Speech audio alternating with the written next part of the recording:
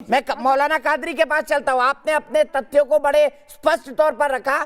سپشٹ طور پر ایک سوال میں مولانا سعید القادری جی سے پوچھتا ہوں. قادری جی، کیا آپ کو جین صاحب کی یہ مانگ سامپردائک لگتی ہے؟ اور واقعی اگر آکرانتا ٹرکی کے تھے، ٹرکی اور اس کے آس پاس کے لوگ تھے، یہ محمد غوری کے غلام تھے، یہ سلیو ڈائنسٹی کے قطب الدین ایبک، اور یہاں پر یہ بورڈ لگا تھا، اس میں بھی لکھا تھا کہ 27 مندروں کو توڑ کے بنایا گیا. تو اگر جین صاحب یہ مانگ کر رہے ہیں تو کیا آپ کو یہ سامپردائک لگتے ہیں؟ دیکھیے، آپ جو دوسرے پینلسٹ ہیں ان کو بڑی اطمینان سے سن رہے تھے، بلکہ آرام کر رہے تھے اپنے ٹیبل پہ. بالکل. تو میں امید سر آپ اچھا بولیں گے تو آپ کے لیے بھی آرام کروں گا، پر تتھیہ رکھیے گا. دیکھیے، ابھی تکلیف شروع مت کریے. بس دیکھیے، سب سے پہلی بات یہ کہ جو قطب مینار کا جو ذکر ہو رہا ہے وہ قطب مینار ہے مسجد قوت الاسلام کا ایک مینار، اور جہاں سے اذان دینے کے لیے اس کو استعمال کیا گیا.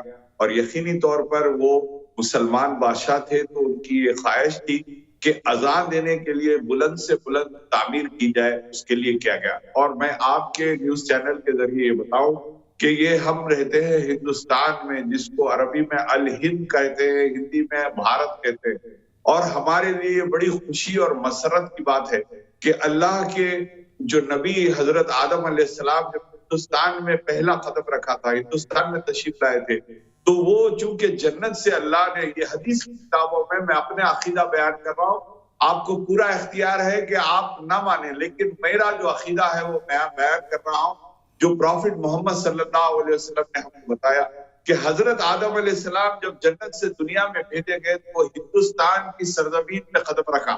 اور آپ جب یہاں پر آئے تو جنت کے بڑی پرسکون ماحول سے آئے تھے. تو یہاں پر جب آئے اکیلے تھے تو وحشت ہو رہی تھی. تو حضرت جبرائیل علیہ السلام جو کہ ایک اینجل ہے، ان کو اللہ نے بھیجایا آدم علیہ السلام کے پاس، اور ہندوستان کی سرزمین پہ سب سے پہلے دنیا میں کہیں پر کوئی حضرت جبرائیل علیہ السلام جو کہ اینجل ہے عذاب ہولی. تو ہندوستان پاک سرزمین ہے جہاں پر سب سے پہلے دنیا کہیں تو یہی سرزمین ہے. اور ہندوستان وہ مبارک زمین ہے جہاں آجا غریب سلطان الہند کی بارگاہ ہے.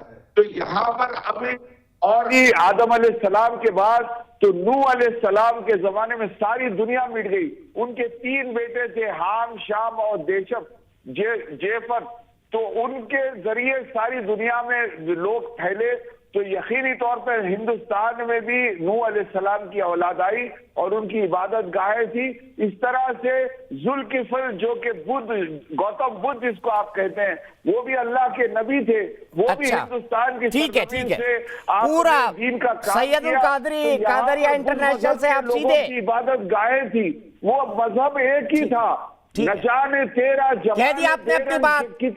لیکن مولانا سعید القادری اگر آپ سرچ کریں گے تو اسلام کا ریٹن اتہاس ماتر 1400 سال پرانا ہے. یہ آپ کی کپول کلپنائیں ہیں مولانا قادری جی، آپ کی کپول کلپنائیں ہیں، کیونکہ اتہاس جو اسلام کا ہے، ریٹن اتہاس آپ کہیں پر بھی دیکھ لیجئے، وہ ماتر 1400 سال پرانا ہے.